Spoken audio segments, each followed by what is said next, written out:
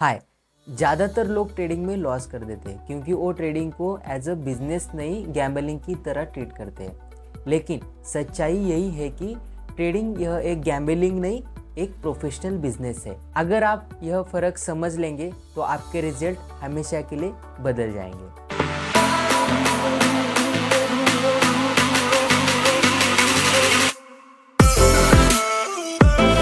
एक बात क्लियर कर देते, हाँ ट्रेडिंग में रिस्क है कुछ और फिक्स नहीं है, लेकिन इसका मतलब यह नहीं कि ट्रेडिंग एक जुआ है। जुए में सब कुछ किस्मत पर कंट्रोल होता है, ना इसमें कोई रूल्स, ना इसमें कोई स्ट्रैटेजी, ना इसमें कोई एज और ना इसमें कोई कंट्रोल रहता है। जैसे ट्रेडिंग में हम रिसर्च कर सकते हैं, कोई प्लान कर सकते हैं और एक स्ट्रैटेजी बना सकते हैं, वैसे जैसे कोई एक बिजनेस में प्लान करता है कि बिजनेस कैसे रन करेंगे। तो हम एक एग्जांपल से स्टार्ट करते हैं। Imagine two people walk into a stock market. दो पीपल है जो कि स्टॉक मार्केट में है। पहले का नाम है रमेश और सेकंड प्रिया। जो रमेश है वो गैम्बलर है और जो प्रिया है वो बिजनेस माइंडसेट है। तो here a tips for a friend, buy a stock without research, put all his capital and pray it goes up. Ramesh क्या करता है, जो अपने फ्रेंड्स है उनसे कुछ टिप्स लेता है कि हाँ ये स्टॉक ऊपर जाएगा ऐसा वगैरह। तो उस आधार पर वो क्या करता है, वो ट्रेडिंग करता है। लेकिन प्रिया क्या करती है, has a strategy, checks the market trend, calculate her risk, invest only a fixed percentage and follow her plan. तो ये क्या करती है, रिसर्च करती है कि मार्केट का ट्रेंड कौन सा है, उस तरह वो अपना ट्रेड लेती है और अपना रिस्क भी मैनेज कर देती है और अपना जो प्रोसेस है उसको फॉलो करती है। Once is hoping, the other is executing a system. Who do you think lasts longer? तो ये दोनों में कौन सा पर्सन है जो कि लॉन्ग टर्म में मार्केट में टिकेगा? कि ऑब्वियसली ये प्रिया। तो यहाँ पर हम देखने वाले बिजनेस माइंडसेट इन ट्रेडिंग।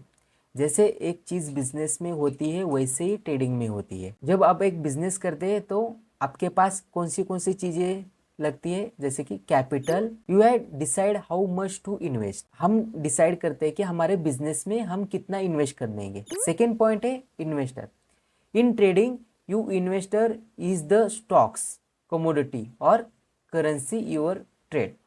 यानी हम इन्वेस्ट कहाँ करते हैं, स्टॉक्स, कमोडिटी और करेंसी। थर्ड पॉइंट है risk management. Just like a shopkeeper who want buy stock worth all his money at once, a trader was not risk all his money on one trader. जैसे एक shopkeeper अपना जो capital है एक product खरीदने में नहीं लगाता, वैसे ही एक ट्रेडर एक स्टॉक में अपना पूरा कैपिटल नहीं लगाता। तो फोर्थ पॉइंट है स्ट्रैटेजी एंड सिस्टम।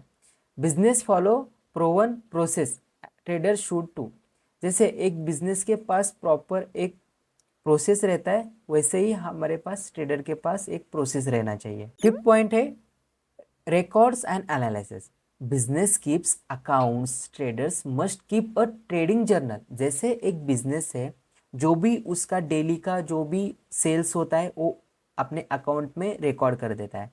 वैसे ही एक ट्रेडर क्या करता है, जो भी उसके डेली के जो ट्रेड्स है जो उसने लिया है वो एक जर्नल में एज अ रिकॉर्ड करके, नहीं तो अपने एक नोटबुक में राइट करके रख देता है, जिससे कि हम इन फ्यूचर में देखेंगे कि हमारे जो प्रॉफिटेबल जो ट्रेड्स है उसमें हमने क्या अच्छी चीज़ की जिससे कि हमको प्रॉफिट हुआ, और जो ट्रेड हमारे लॉस में गए हैं तो हम उसमें ये चेक कर दे रहे हैं कि क्यों हमारा ट्रेड लॉस में गया। तो हमको क्या करना है, जो लूजिंग जो थिंग्स है जो हम कर रहे हैं वो हमारे ट्रेडिंग रूल से निकालना है, और जो जिससे हमारा प्रॉफिट हो रहा है वो हमको ज़्यादातर रिपीट करना है। Why people confuse trading with gambling, यानी पीपल ट्रेडिंग को जुआ क्यों समझते हैं।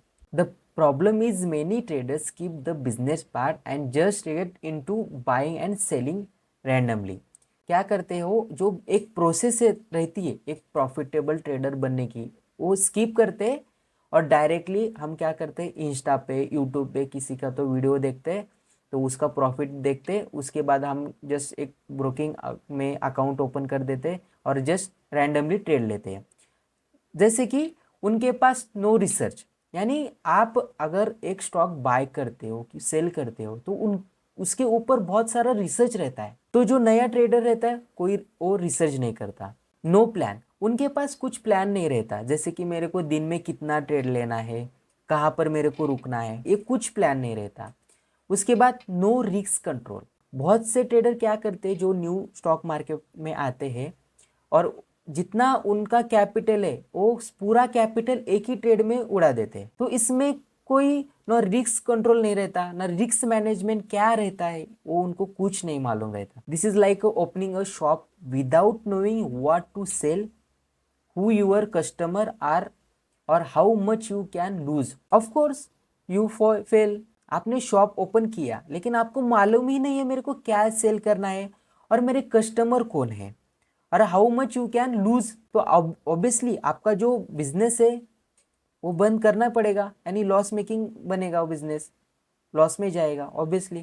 तो अपना नेक्स्ट पॉइंट है प्रोफेशनल ट्रेडर माइंडसेट। जो एक प्रोफेशनल ट्रेडर रहते हैं उनका माइंडसेट कैसे रहता है वो हम देखने वाले। जैसे professional trader think like a CEO, जैसे एक कंपनी का सीईओ जैसे सोचता है वैसे ही एक प्रोफेशनल ट्रेडर सोचता है। Like they have a business plan, जैसे एक सीईओ के पास एक बिजनेस प्लान रहता है वैसे ही एक प्रोफेशनल ट्रेडर के पास उसकी एक स्ट्रैटेजी रहती है। सेकेंड, दे कंट्रोल एक्सपेंस, जैसे एक सीईओ को मालूम रहता है कि मेरे को कितना एक बिजनेस में लॉस करना है, कैसे मेरे जो एक्सपेंस है उनको प्रॉपरली मैनेज करना है, वैसे एक ट्रेडर के पास रहता है कि मेरे को एक ट्रेड में कितना लूज करना है।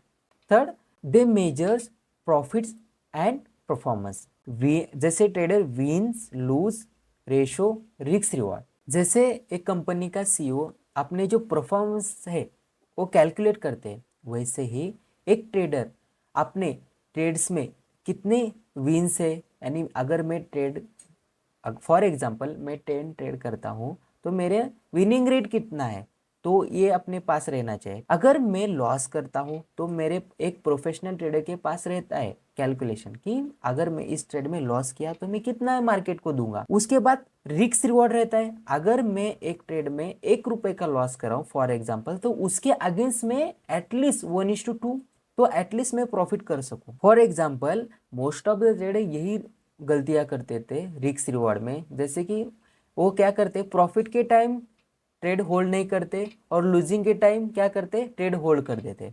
तो इसमें क्या होता है उनका लॉस बड़ा होता है और जब प्रॉफिट का टाइम आता है वो छोटा प्रॉफिट करते हैं। ओवरऑल वो क्या करते हैं फिर ओवरऑल उनका कैलकुलेट किए प्रॉफिट लॉस तो ओवरऑल वो लॉस में ही रहते हैं। They do not depends on luck, they depends on skills discipline and consistent, जैसे एक प्रोफेशनल ट्रेडर अपने स्किल पे डिसिप्लिन पे और कंसिस्टेंटी जो उसका सिस्टम है उसको फॉलो करते हैं। तो यह एक प्रोफेशनल ट्रेडर का माइंडसेट रहता है। तो आप पूछो आपका ऐसा माइंडसेट है। Call to action and motivation, for example so the next time someone say trading is a gambling then ask them, do you run your trading like a casino player or like a business owner।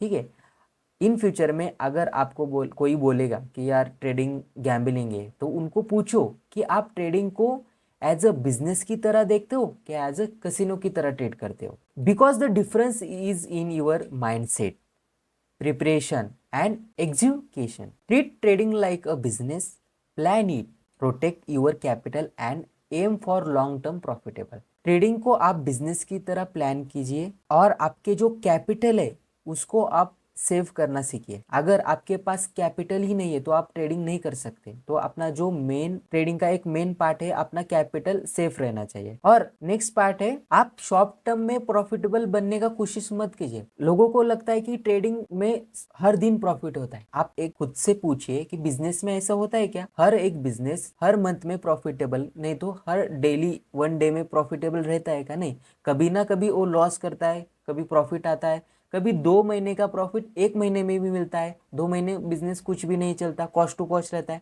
तो वैसे ही आप अपने trading को आप short term में profitable होने का मत सोचिए, लॉन्ग टर्म में देखिए।